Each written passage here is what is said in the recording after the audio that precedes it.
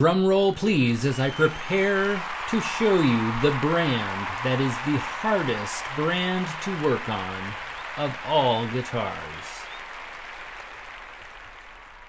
One brand hits the hardest. One brand you get into your shop and you know you're going to be in for some shit. And that brand is... The brand is... well, it's no brand at all. It's more of a genre than a brand, and the genre is boutique guitars. And the reason it's so difficult to work on these instruments is because they are so frequently made by someone who is learning as they're building their reputation, and their instruments are very ambitious and their materials are very fine. However, their skill level varies depending on how far along in their career they are. And if you end up with something from early in someone's career, there can be a lot of obstacles you run into. And also, it's unpredictable. You're learning an entirely new instrument. You're learning a whole personality of building.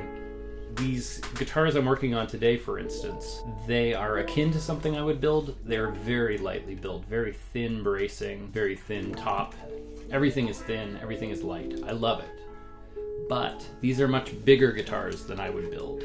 And so they need to be a little more robust, at least as robust as, say, D28's bracing. And these don't quite have that. And there are a lot of weaknesses, and we will explore some of them here today. This is an early build by a low numbers builder. So they had a lot of ambition, but not a lot of experience yet. And so there are a variety of factors that create issues. This is my second time having this in the shop. A majority of the issues stem from this koa neck. I really don't think koa should be considered a hardwood. There are cuts of it that are very hard and dense, and there are cuts of it that are very spongy and not rigid. So even perfectly quarter sawn, they can be quite susceptible to the tension of strings. And that has been my experience with koa necks, whether it be with modern builds or with Paul F. Summers from Hawaii.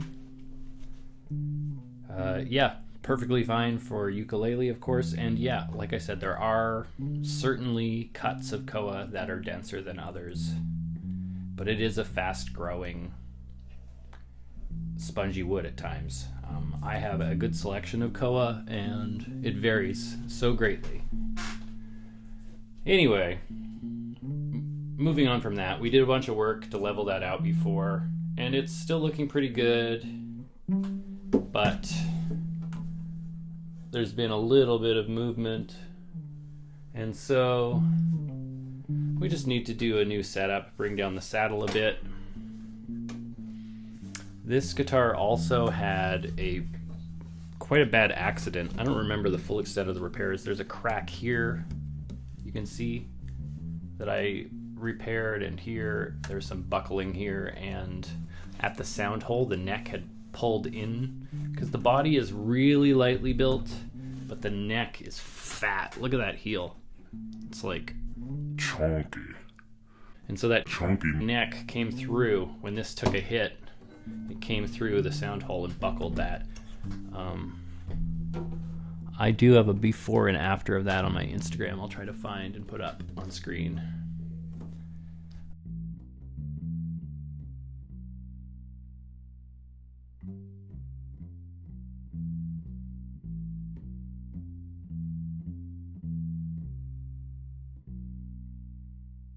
Other than that, we'll bring down the saddle, check the setup at the nut, and send it back on its merry way. We do have a second contender from the same maker And this is an even more ambitious build. This is a baritone. It's enormous, but still very lightly built, and you can see the consequence of that. And so we'll get to that a little later. I think I might need to extend the tiny little tail block because clearly it's not making enough contact with the soundboard. It looks like it's probably 15 millimeters, which is pretty small for a tail block, especially for a baritone. Probably a longer scale length as well. Anyway, let's start by getting this one going, and then we'll move on to the bigger fish.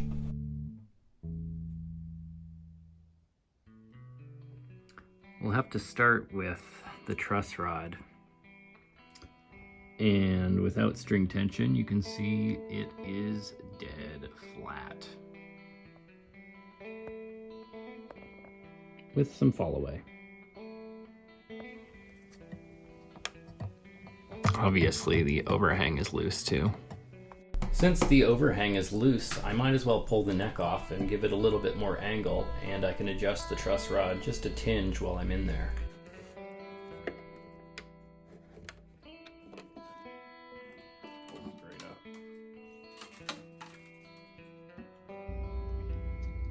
Look how bad this is. Not throwing shade, I'm just saying obviously this is like the early work of somebody, you know?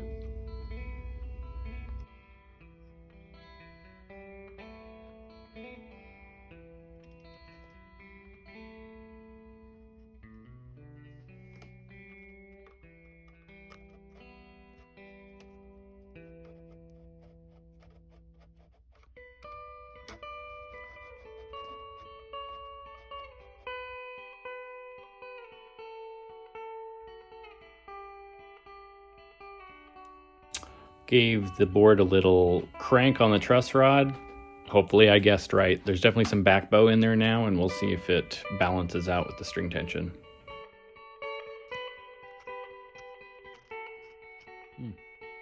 I got that mostly cleaned off and the truss rod adjusted. I put the neck back on here. I shaved a little bit off the heel on one side to even it out because it wasn't sitting completely level on the surface of the guitar sides, and I haven't glued down the extension yet. The amount of back bow I built into the neck when I had it off the body actually translated looks perfectly. I don't need to adjust the saddle at all. The action's great again. There is, however, an issue. Sounds like there's some kind of loose brace, probably one of the X braces. So I'm gonna have to go back in.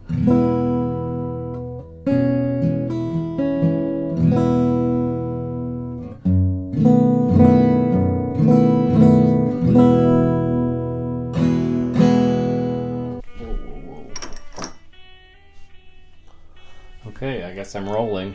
I didn't mean to start the tape, but here we are. I am going to slip some glue under the braces. I'm using wood glue. I will put a little tape next to the brace at the insertion point of the glue so that I don't get any wood glue on the soundboard, and then I will clamp it in place.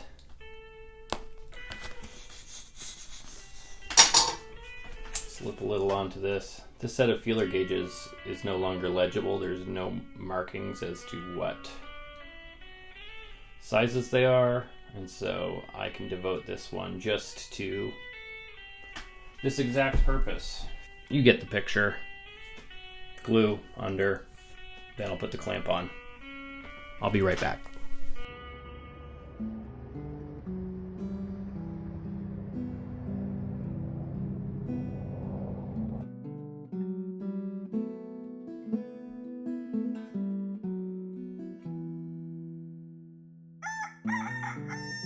Well, it's tomorrow morning, and I squandered much of the morning on my mental and physical health. Roll the tape! Frequently, I leave my house to walk my daughter to school, and then I'm near a park, and I will start walking through the park. The park goes to the beach, so then I find myself at the beach. Well, I'm not there yet, but...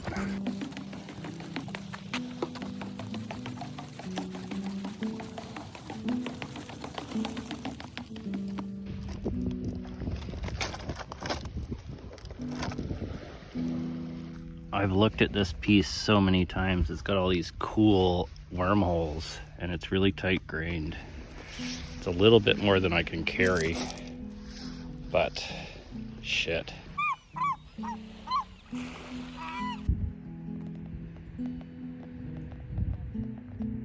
But at any rate, I think we are probably good to go here on the fretboard extension and the loose brace, hopefully at least.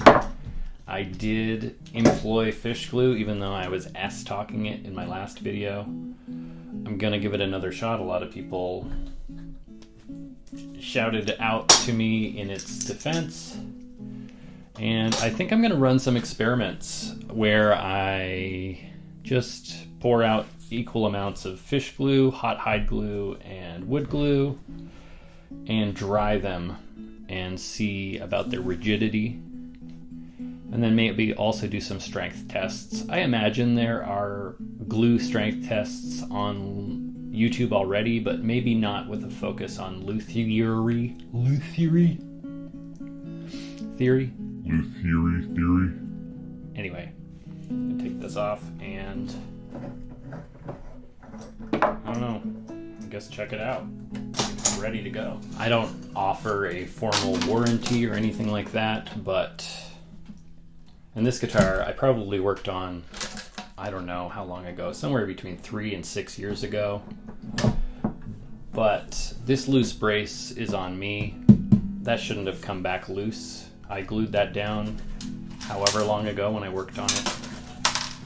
And so too with the fretboard extension, that must have been me as well. And so I can't charge anything for this. I will put some new strings on. I will charge cost for those. And yeah, I will be able to bill a little bit on the baritone guitar, however, because that damage is nothing to do with me. I just heard it re-separate.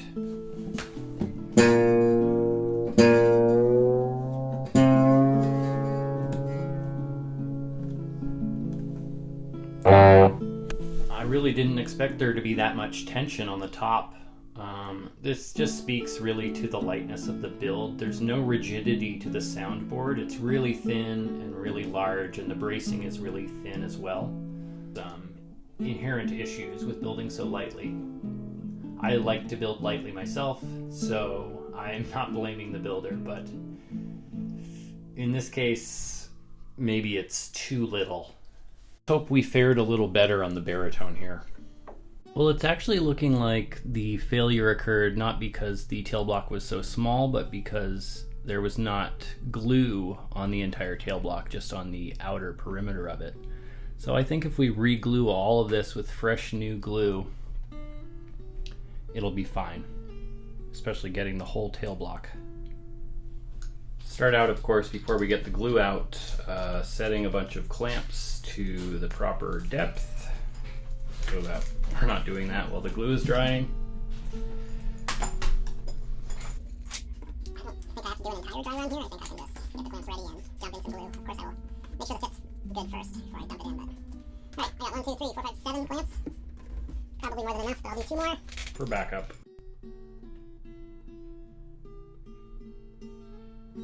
Well, I really should have done a dry run, but I did end up getting everything in place in time. I have this one pulling the tail block and actually just basically loose binding towards the tail block, and then downward pressure on that onto a caul and everywhere else, and we should be good. I think this will hold everything in place till it's nice and dry.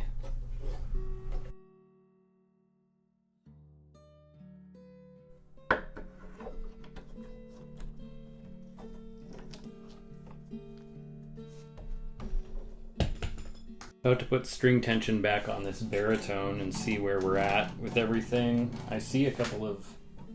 Anyway, I don't want to talk about it, but...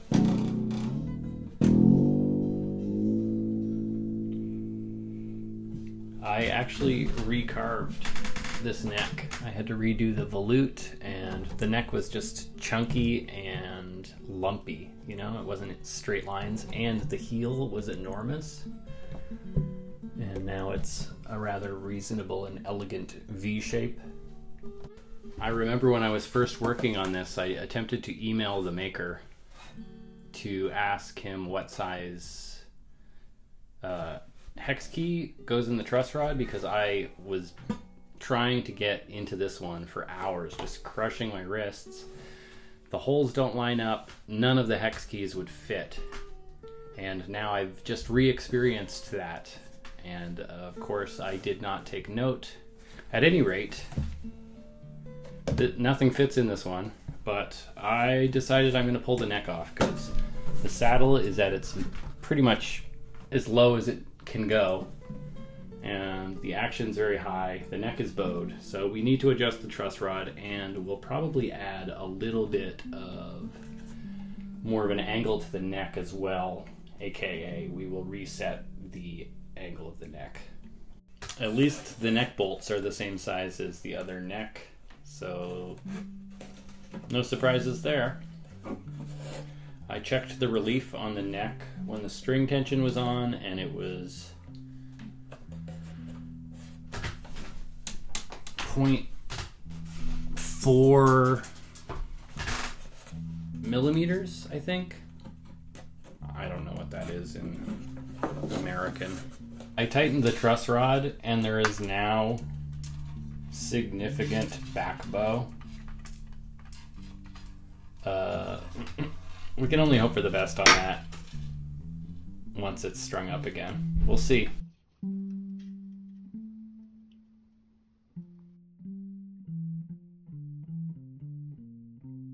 Here you can see the very narrow tenon mortise. Which one's the mortise and which one's the tenon is loose and cracked, and these bolts are pretty loose in there too.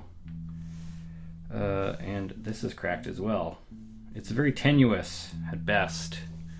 And then you see some router error, and we got our soundboard loose once more here from the neck block.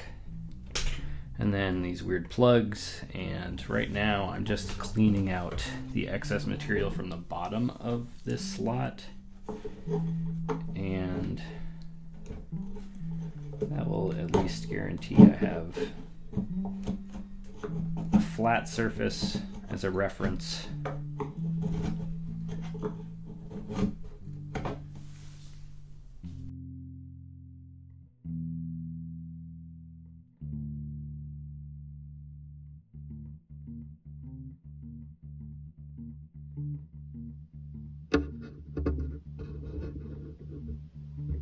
Well, that's not good enough.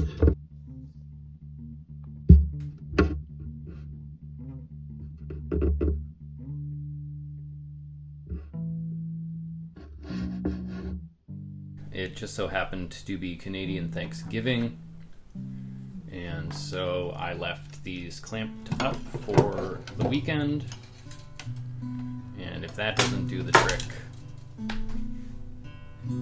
I'm just cursed. Considering videotaping the tune-up just to hear it crack open again, or hopefully not. Hear that?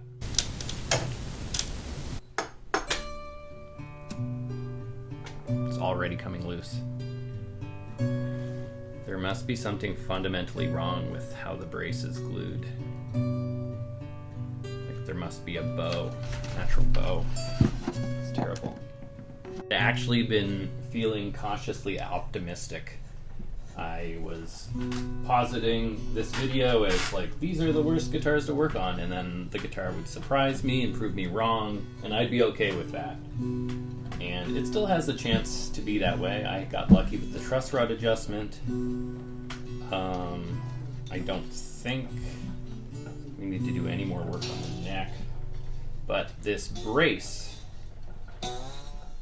if this brace comes loose again, we're in for it. It's just going to be, you know,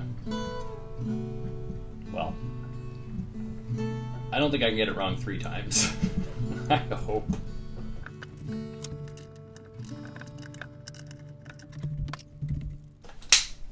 Patience is a virtue.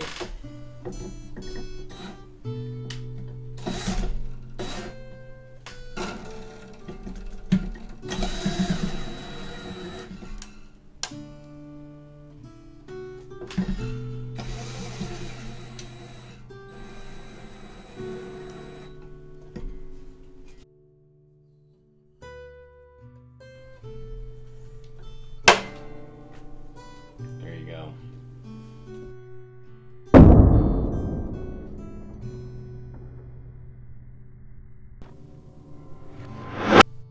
All right, well, let's see if the baritone is more cooperative.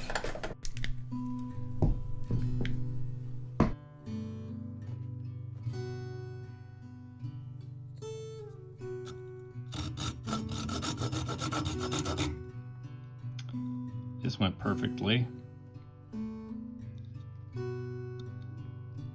There's also a hairline crack across this bolt. This thing is kind of doomed. Yeah, the baritone neck is kind of funky. I drenched these hairlines in CA glue. This one's getting re-glued with wood glue. And we're gonna hope for the best. I'm gonna see about the spacing on the mortise and tenon, but I think the best case is either I shave it down and veneer it with a harder wood. There's no or. That seems like what I have to do.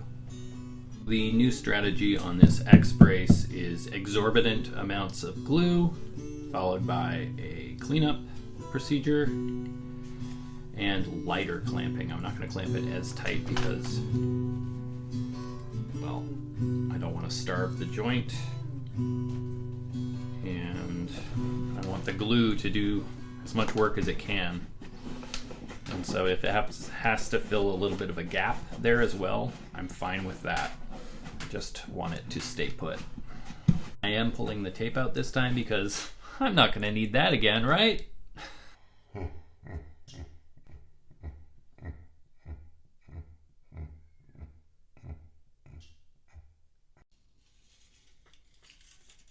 I added 2 layers of maple veneer to the bottom of this tenon. I'm going to say that's the tenon. And now both these guitars are back out of commission, awaiting glue drying. So I painted my house a little bit, and now I have to get back to an 1860 slope shoulder guitar that I was working on before these came in.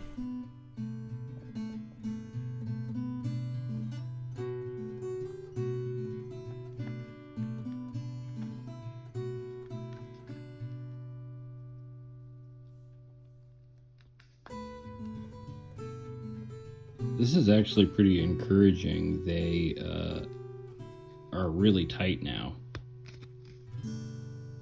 So I might ream it out a little bit, but this means they'll stay put in position. Actually, that reminds me I have to drill the holes back out for where the bolts go through.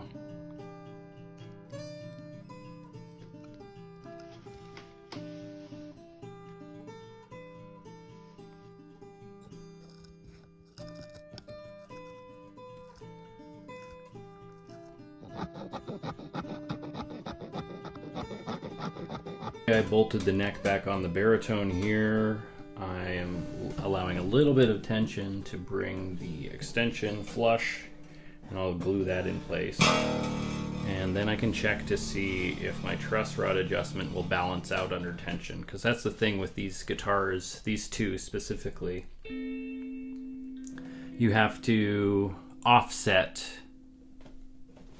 the spongy, soft spaghetti neck with the truss rod. So we're still in a bit of a back bow, but hopefully that rectifies itself as I tune it up.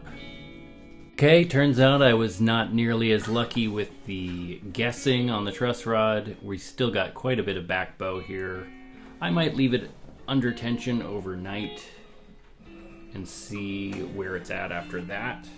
Well, I suppose there's some chance that this third attempt at gluing the X brace on this, I guess, Dreadnought standard guitar might have worked. So let's fucking hope so.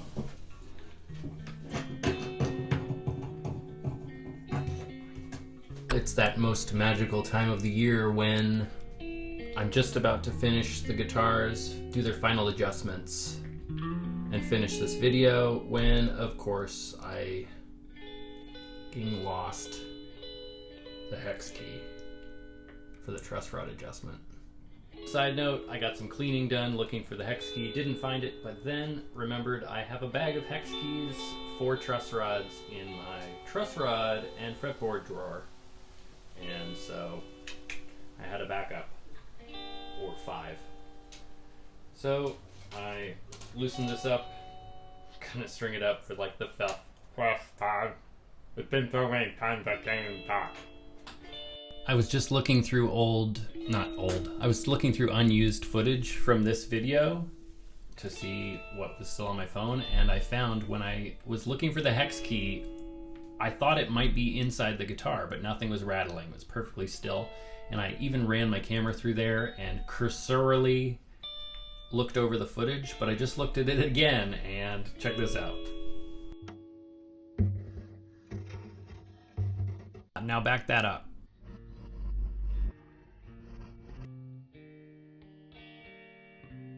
Well, I took the neck off the baritone again and adjusted the truss rod about a quarter of a turn, loosened it, and now there's no buzzing, but that's because the action's now a little too high. We're at about 3 millimeters at the 12th fret down to 2.25. Not terrible, but not like let me play you all day long action. You'll get like one good song if you're playing in these upper frets.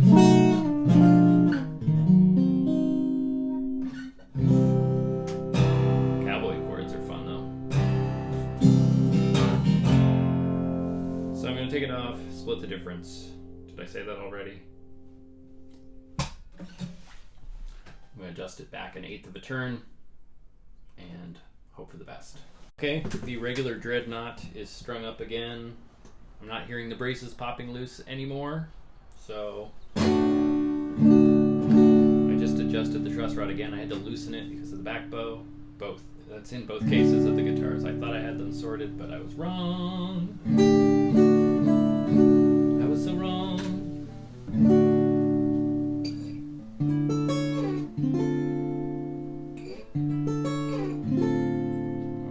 I might have nailed it.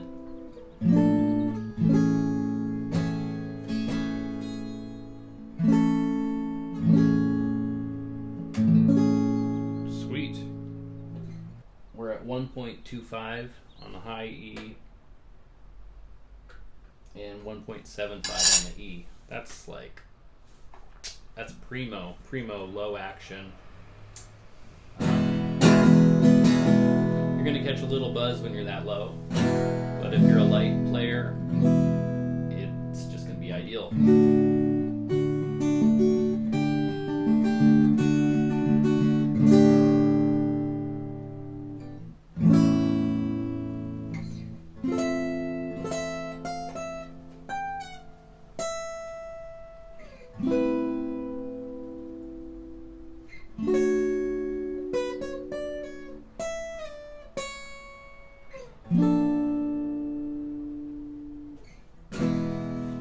Sweet.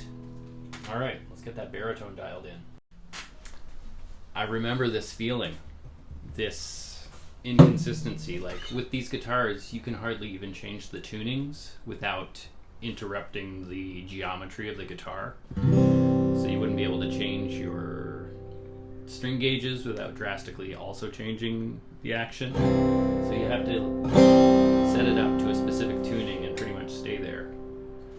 Anyway, the feeling is exactly the same as when you lose a string playing live with the Mustang, because one string affects everything. Because of that,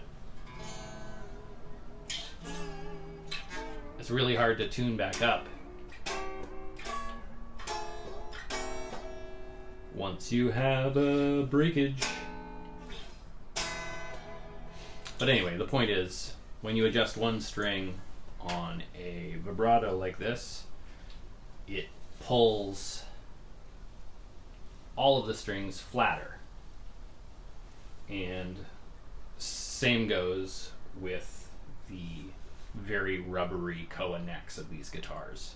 You tune one string higher, the neck pulls forward, all the other strings get flat, and so there's a correlation between every pound of tension and how the guitar tunes, and how it plays. So I just texted the owner to find out what tuning he's going to play them in, because I have to know the tuning and I will match the gauges of the strings. Yeah.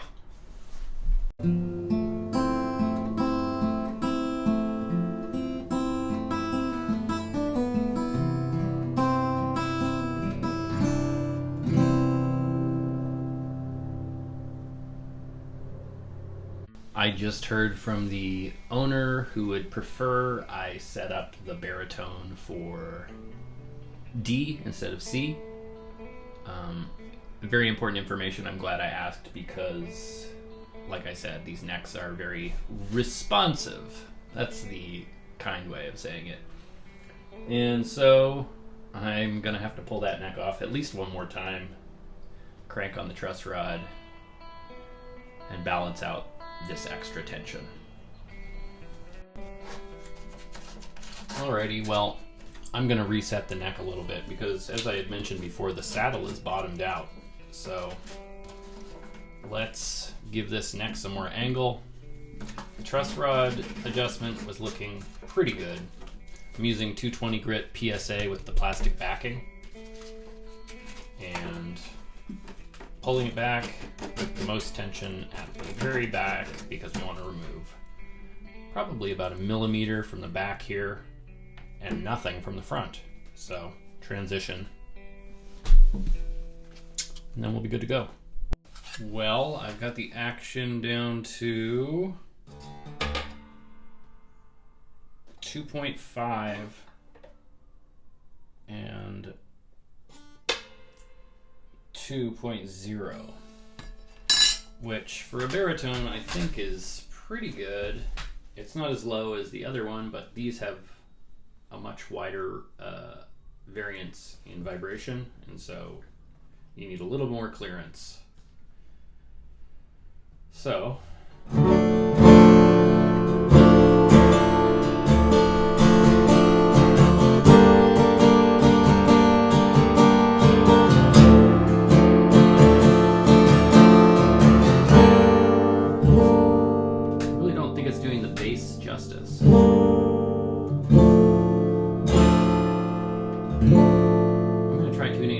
C.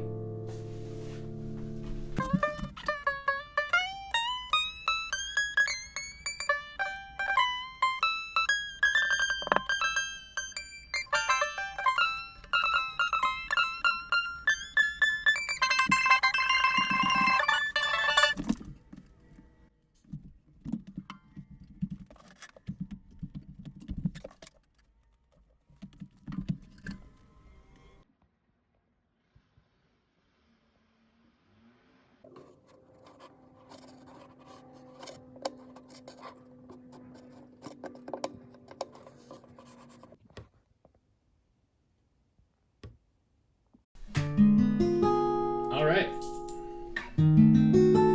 I think that should about do it. I hope you enjoyed watching me struggle to fix these.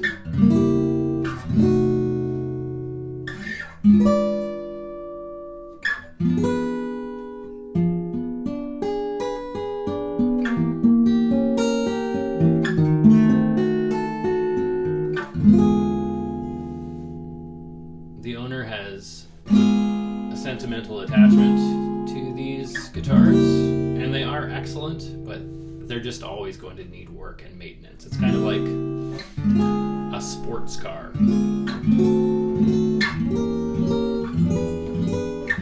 There are sacrifices you have to make to own a guitar that's so lightly built, but with an engine.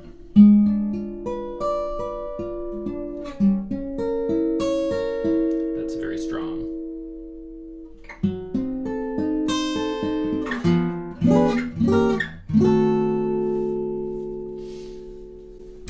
I'm happy to be passing these back to the owner. It's always a challenge when you receive instruments you know are going to be challenging, difficult, and so almost always happy to see them back on their way out the door.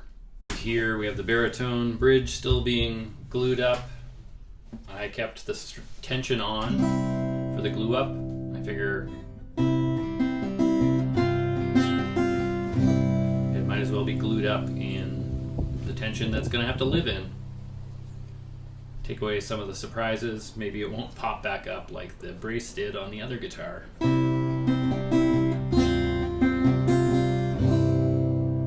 Now this guitar might not drive and be as loud as it should be. It might be due to some lack of rigidity.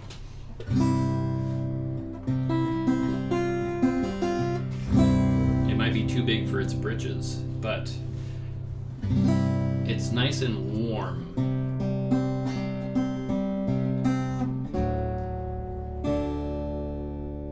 Be excellent for recording and for just playing at home and enjoying. Because no one obviously needs loudness to be the key factor about a guitar they enjoy. It's probably not a good guitarist if loudness is their priority. Maybe that's a broad generalization, but